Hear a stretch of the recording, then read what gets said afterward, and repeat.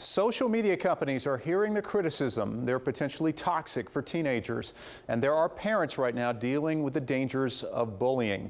Our Nick Medanis live tonight in South Brunswick reporting on how this can be deadly. Nick?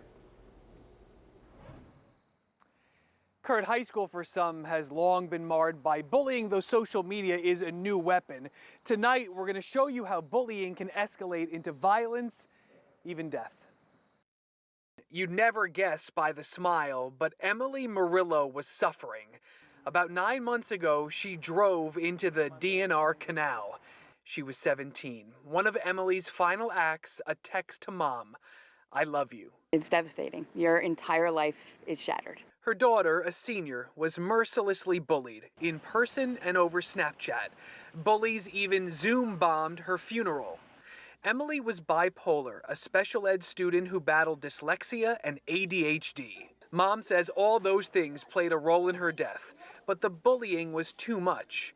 Around the time of her suicide, South Brunswick started planning for students to return to the classroom. Her answer to me was, "I will never go back to that school."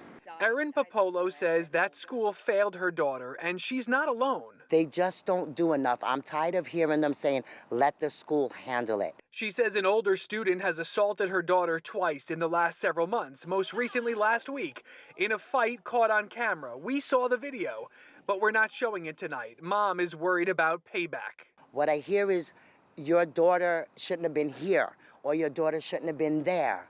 It's always the victim that is being the target. Popolo is working with the school to share Emily's story.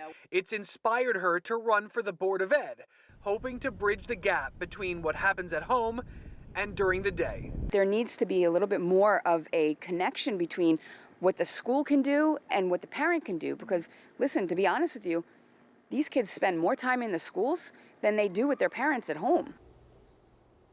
And it's because of that, Nick, we have to ask the question, are officials at the high school saying anything about this? Kurt, we reached out to the superintendent yesterday, Scott Fetter. He did not get back to us. We wanted to ask, what is the school doing about bullying and social media? You know, Kurt, experts say here there's really no easy solution, but one thing that can be done, everyone on a campus has to work together to foster a culture, Kurt, of respect.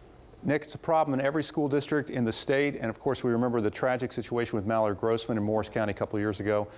You're right, something's got to be done. Hopefully the school officials do respond to this. Thank you.